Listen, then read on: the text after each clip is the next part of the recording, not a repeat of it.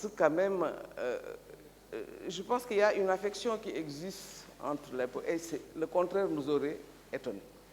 Parce que la Poste bénéficie quand même de l'histoire, et là depuis longtemps. Et a des avantages, il faut le dire, a connu des moments difficiles. Et contrairement à ce que beaucoup disent, l'État a pris en main, à bras-le-corps, ce problème. Peut-être qu'il y a une lenteur qui s'explique. Qu'est-ce que l'État a fait? L'État a mis en place une commission.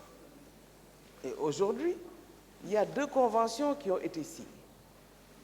Quelqu'un a parlé des dettes croisées. Oui, il y a une convention qui a été signée. Et le principe de la capitalisation de la Poste, de capitalisation, est arrêté. Le problème, c'est jusqu'à quel niveau? Et toute la dette ou une partie. Mais ça, le principe est retenu. La deuxième convention porte sur la convention. Vous avez tous entendu parler, à des moments bien déterminés, de ce problème de compensation, qui est aujourd'hui derrière nous. Puisqu'il n'y a plus d'arriérés de compensation, l'État, la Poste aujourd'hui, a versé au niveau de la BCEAO, via le Trésor, mais via la BCEAO, après l'ouverture d'un compte, bien entendu, plus de 35 milliards. Et aujourd'hui, il n'y a plus, ça c'est une avancée, il n'y a plus d'arriérés de compensation. Et la compensation se fait tous les 10 jours. Alors, il y a des points. S'agissant maintenant de la bancarisation, c'est un projet. Poste Finance va migrer en banque. Maintenant, la commission continue. Je pense qu'il y a eu un petit arrêt, comme beaucoup de choses maintenant, mais ça va continuer. Et nous arriverons à mettre en... Vous avez parlé du retard dans le courrier. La Poste a des délais, mais on a des problèmes avec l'adressage, les adresses.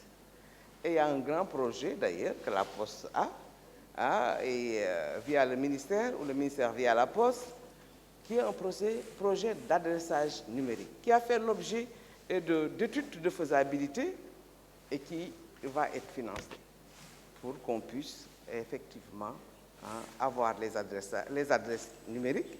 Et je pense que ça va régler beaucoup de problèmes. Je suis d'accord avec vous qu'il faut de la qualité, il faut de la compétitivité. Le secteur, il y a 15 autres opérateurs qui font presque la même chose que la Poste. Mais la Poste bénéficie d'avantages comparatifs, bénéficie aussi de l'histoire. La Poste a 300 points aujourd'hui, et bureaux, sur l'ensemble du territoire national, ce qui constitue quand même un avantage.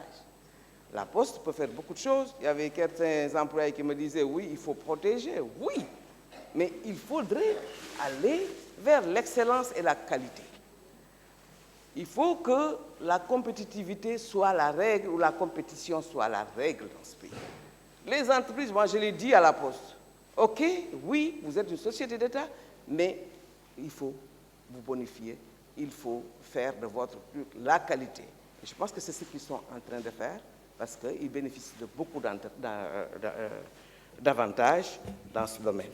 Il faut leur faire confiance, la mue s'observe, mais c'est de façon progressive que ça va se passer. Et tout ne peut pas être fait tout de suite et maintenant.